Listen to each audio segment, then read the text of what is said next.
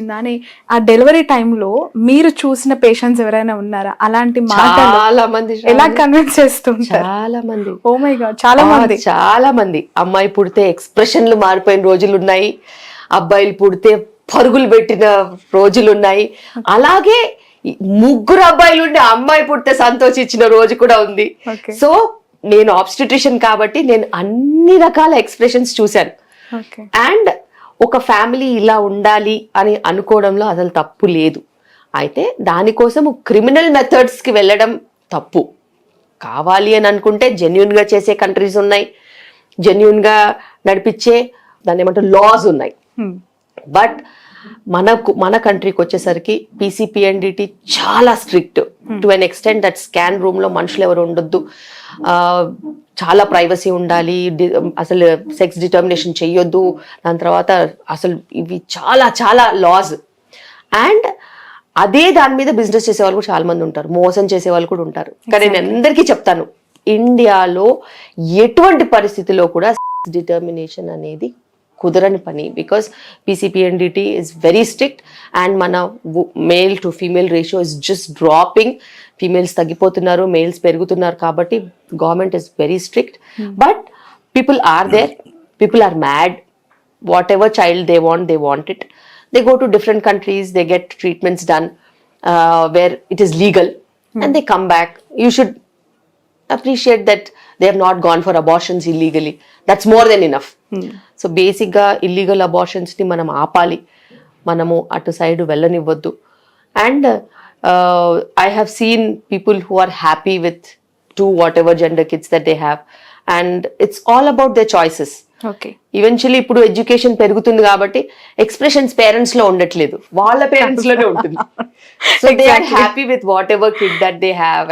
ఎందుకంటే ముందే బ్రెయిన్ లో చేస్తూ ఉంటారు, ఈసారి అబ్బాయి అయితే నెక్స్ట్ టైం అమ్మాయి అవుతుంది, ఈసారి ఖచ్చితంగా అమ్మాయి వస్తుంది అంటారా? ఇట్లాంటి క్వశ్చన్స్ అన్ని ఇంట్లో ముందు నుంచే డిస్కషన్ లోకి వస్తూ ఉంటాయి. సో ఇప్పుడున్న పేరెంట్స్ అయ్యే వాళ్ళైతే వాళ్ళ అంత ఎక్స్ప్రెషన్స్ ఏముండవు. They are happy with whatever kids they have because they are all precious.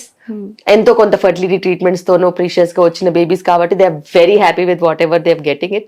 వాళ్ళ పేరెంట్స్, గ్రాండ్ పేరెంట్స్ కొంచెం ఎక్స్ప్రెషన్స్ ఇస్తారు, కొద్దిసేపు అయితే వాళ్ళే సెటిల్ అవుతారు. Okay ma'am, newly married couple కి డాక్టర్ శిల్పి రెడ్డి ఒక 5 టిప్స్ ఇవ్వాలి అంటే, ప్రీషియస్ టిప్స్ అంటే న్యాచురల్ డెలివరీ కావాలి అంటే, ముందు నుంచి పెళ్ళైన జంట ఈ వీడియో చూస్తే మీరు ఇచ్చే టిప్స్ ఏంటి? బేసిక్ గా పెళ్ళైన జంట నా వీడియో చూస్తే మీరు ఫస్ట్ చేయాల్సింది ఏంటంటే ఇంట్లో టీవీ తీసేయాలి. That's very important. అండ్ ఇద్దరు కలిసి వెళ్ళి కూరగాయలు కొనుక్కొచ్చుకోవడమో, లేకపోతే ఏదైనా నిత్యావసర వస్తువులు వెళ్ళి కలిసి కొనుక్కొని రావడము, ఆ వెళ్ళే దారిలో మాట్లాడుకుంటూ వెళ్ళడం, మాట్లాడుకుంటూ రావడం. ఈ మధ్య ఎవరికి గుడి గోపురాలకు వెళ్ళట్లేదు. You have to explore your traditional places, go together. మంచి వైబ్స్ ఉంటాయి అక్కడ, మంచి పాజిటివ్ ఎనర్జీ ఉంటుంది. Whether it is a church or whether it is a temple, whether it is a mosque, anywhere, dargah, anything, any place, gurudwara, all these places are consecrated with lot of energies which are absolutely necessary for newly wedded people to have that energized environment. And early ga మీరు నేనైతే late గా work చేసే కేటగిరీలో ఎవరిని వెళ్ళొద్దనే చెప్తాను.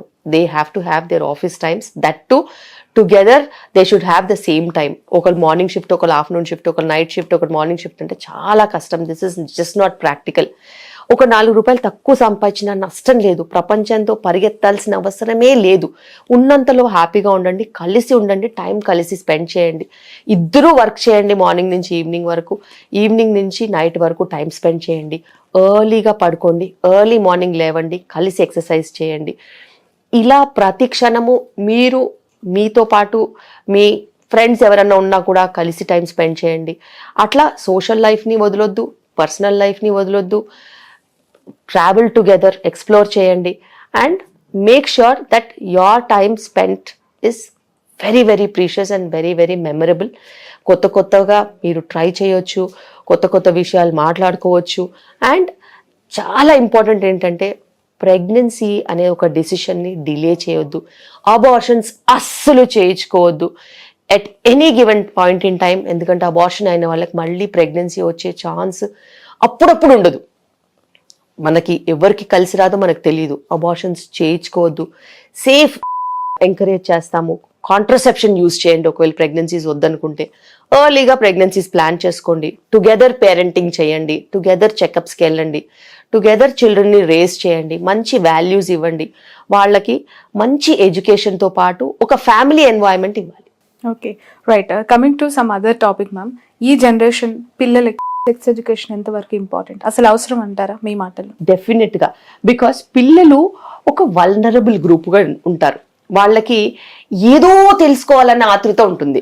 అదే encash చేసి unwanted videos, unwanted information, unwanted material అంతా వాళ్ళు ఎక్స్ప్లోర్ చేస్తూ ఉంటారు.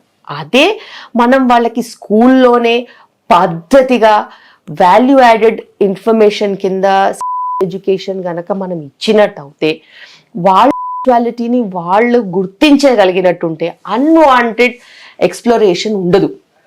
అదేవిధంగా ఎప్పుడైనా కానీ మన సిస్టంలో, when we are living with our parents, when there are a lot of people in the house, when there's a lot of social interaction, ఆ ఇంక్విజిటివ్నెస్ ఉండదు.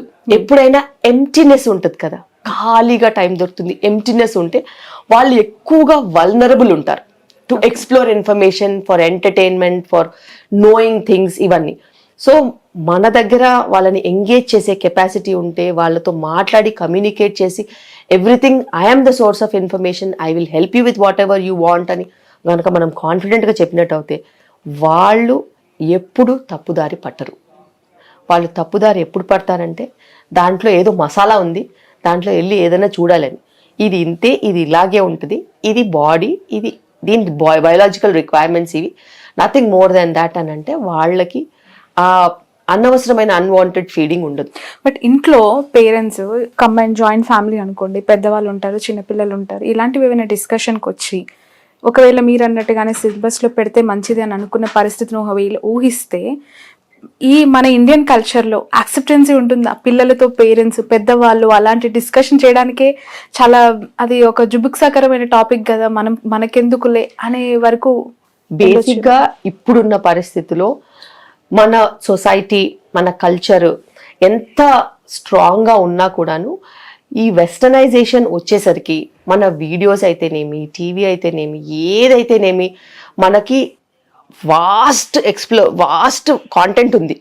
ఇంత కాంటెంట్లో గ్రాండ్ పేరెంట్స్ అప్డేట్ అయిపోయారు, పేరెంట్స్ అప్డేట్ అయిపోయారు, అందరు అప్డేట్ అయిపోయారు.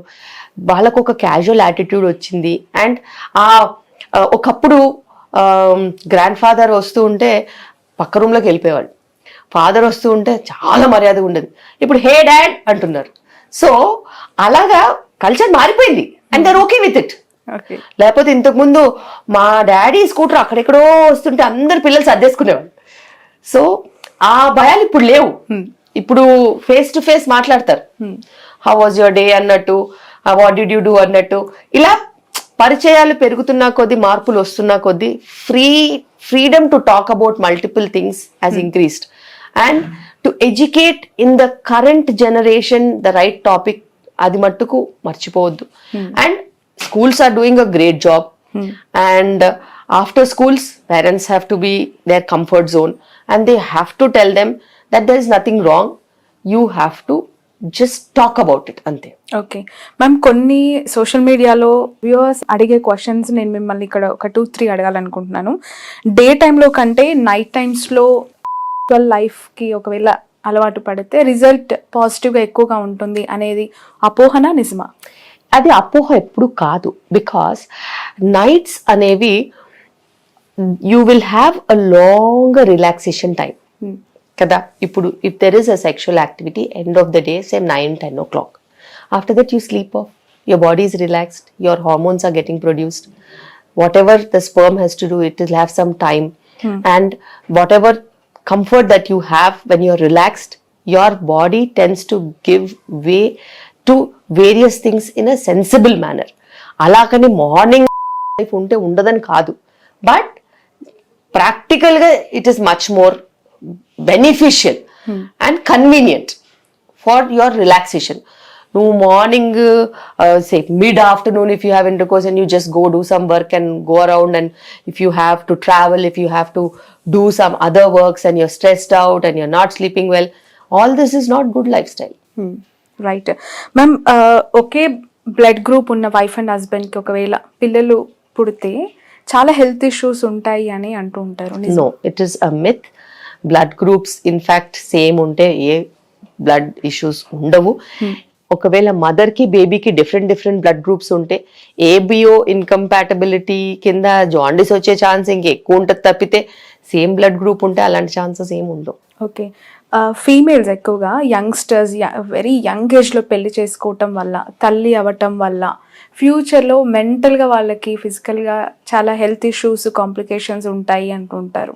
అది true కాదు. But when we're talking about marriages అనేది teenage marriages definitely not good. Because వాళ్ళ మెచ్యూరిటీ లెవెల్ ఉండదు కాబట్టి, వాళ్ళ బాడీ మెచ్యూరిటీ లెవెల్స్ ఉండదు కాబట్టి, ప్రెగ్నెన్సీ అవన్నీ వస్తే వాళ్ళకి లోడ్ అవుతుంది అండ్ ఆల్ దీస్. కాబట్టి మనము teenage pregnancies are definitely not correct, teenage marriages are definitely not correct. But marriages anywhere between late teens, maybe 20-25 yearsవి they are absolutely okay. And reproductive health కూడా పీక్లో ఉంటుంది, ఛాన్సెస్ ఆఫ్ ప్రెగ్నెన్సీ మంచిగా ఉంటుంది. But again social maturity, financial freedom, education, minimum degree education అవన్నీ ఉండాలి అని అంటే 21-22 years ఈజీగా అవుతుంది. ఒక్క జాబ్ రావాలి, జాబ్లో బేసిక్ రిక్వైర్మెంట్స్ అన్న మనం సెటిల్ అవ్వాలి అని అనుకుంటే 23-25 అవుతుంది. So after that the best time to get married. And అంతకన్నా ముందు మ్యారేజ్ అయిన వాళ్ళలో కూడా if the partner is good and supporting, there's no problem. But if there is any abuse, then the female will not have word and voice, because she'll not complete her education. She's not self-sufficient. She's not employed. Where will she talk? Where will she voice over?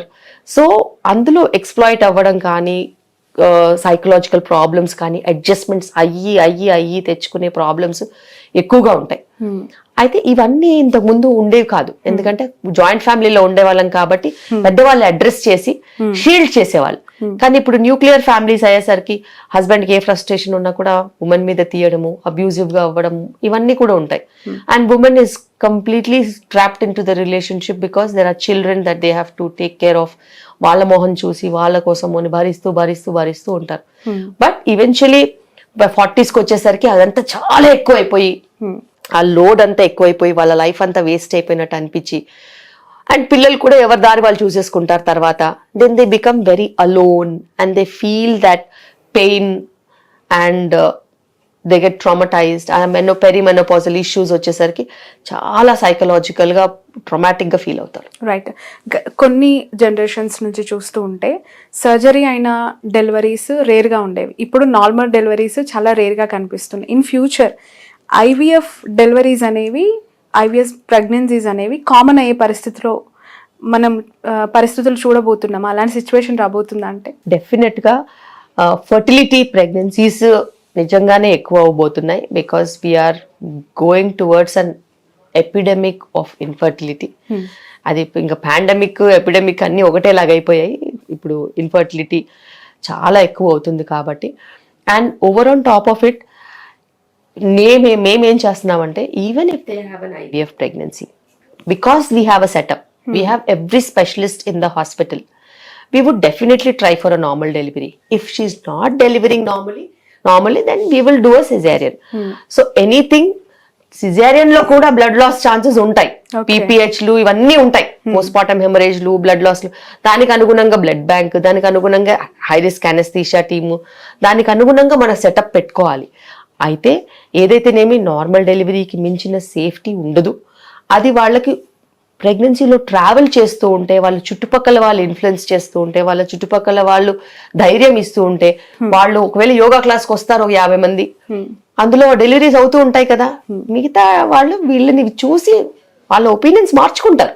Right, definite గా మార్చుకుంటారు. Ma'am, చాలా మంది ఈ IVF treatments గురించి విన్న వాళ్ళు celebrities చెప్తూ ఉన్న మాటలు విన్నప్పుడు, లైక్ స్పోర్ట్స్లో ఉన్నారు, లైక్ వాళ్ళకి స్పోర్ట్స్ అనేవి కొన్ని ఇయర్స్గా కంటిన్యూస్ ప్రాసెస్ ఉంటుంది, వాళ్ళు ఎగ్ ఫ్రీజింగ్ చేసుకోవాల్సిన పరిస్థితి, ఉపాసన అలానే పిల్లలు కనిందని, లేదంటే ఇషా అంబానీ అలానే పిల్లలు కనిందని, ఎగ్ ఫ్రీజింగ్ సైడు ఇంట్రెస్ట్ చూపిస్తున్న జనరేషన్స్ అంటే ఇన్స్పైర్ అయ్యి వాళ్ళు అలా చేసుకున్నారు కదా, మేము కూడా చేసుకుంటాము అని చెప్పి, దీన్ని ఎంతవరకు నమ్మాలంటారు, ఎంతవరకు కరెక్ట్ అంటారు? బేసిక్గా టెక్నాలజీ, మనము ఐఫోన్ కొంటే వాళ్ళు ఇంతకుముందు 7 జనరేషన్, iPhone 7, ఇప్పుడంటే iPhone 15. అంతే కదా, టెక్నాలజీ నువ్వు అప్గ్రేడ్ అవుతున్నప్పుడు, నువ్వు వేసుకునే బట్టలు నువ్వు అప్గ్రేడ్ అవుతున్నప్పుడు, అలాగే టెక్నాలజీని యూజ్ చేసుకోవడం కూడా నువ్వు అప్గ్రేడ్ అవ్వాలి. నీకు ప్రెగ్నెన్సీ ప్లానింగ్ 35 years వరకు లేదు అని నీకు తెలిసినప్పుడు, నీకు మెంటల్ మెచ్యూరిటీ ఉన్నప్పుడు, మరి నువ్వు 28 ఉన్నప్పుడే ఎగ్ ఫ్రీజింగ్ చేసుకుంటే నీ 28 years ఎగ్ క్వాలిటీ ఉంటుంది కదా. నీకు ఫైనాన్షియల్ అఫోర్డబిలిటీ ఉంటే, there are certain companies which pay for 2 cycles of egg freezing. Okay. Yes, there are software companies which pay for 2 cycles of egg freezing free of cost, everything funded from scratch. అలా ఉన్నప్పుడు నువ్వు ఆ mental మెచ్యూరిటీతో నువ్వు egg freezing చేసుకోకపోతే 35 yearsకి వెళ్ళి నువ్వు అక్కడ eggs తగ్గిపోయి, క్వాలిటీ తగ్గిపోయి నువ్వు సఫర్ అవుతావు కదా. సో బేసిక్గా the concept is, if you have such opinions, నువ్వు మెయిన్ స్ట్రీమ్లో ఉంటే నీకు ఇలాంటివి చేయాల్సిన అవసరమే లేదు. మెయిన్ స్ట్రీమ్లో ఉంటే నువ్వు టైంకి మ్యారేజ్ చేసుకుని, టైంకి పిల్లల్ని కనేసేసి, టైంకి పిల్లల్ని పెంచుకుంటూ హాయిగా నీ లైఫ్ నువ్వు ఎంజాయ్ చేసుకోవచ్చు, నీ ఇష్టం ఉన్నది చేసుకోవచ్చు. కానీ నీకు మెయిన్ స్ట్రీమ్ కాకుండా ఇతర ఆలోచనలు ఉన్నాయనుకో, you are a career oriented women, then you should definitely do egg freezing and make sure that your fertility is frozen. If you have a partner by then, if you are married by then, you freeze embryos. If you don't have a partner or if you are not married, then you can freeze your eggs. So ila cheskunte no 35 years ki kanu 40 years ki kanu nee ishtam. Okay. But the quality will be of a 28-year-old or 25-year-old or 26, whatever age that you have frozen your eggs, your quality will be that. This is using technology for somebody who really wants to postpone their pregnancy for a very long time. ఒక 6 నెలలు, సంవత్సరం, 2 సంవత్సరాలు postpone చేస్తాను అని అంటే, దానికి అనుగుణంగా eggs waste అవ్వకుండా మెడికేషన్స్ తీసుకుని నువ్వు కాంట్రసెప్టివ్ పిల్స్ ఏదన్నా వాడుకుంటే నీకు ప్రాబ్లం ఉండదు. అంతకన్నా ఎక్కువగా నువ్వు డిలే చేసుకోవాలనుకుంటే మటుకు ఖచ్చితంగా ఏజ్ని రివర్స్ చేయలేం. కాబట్టి ఏజ్ కెనాట్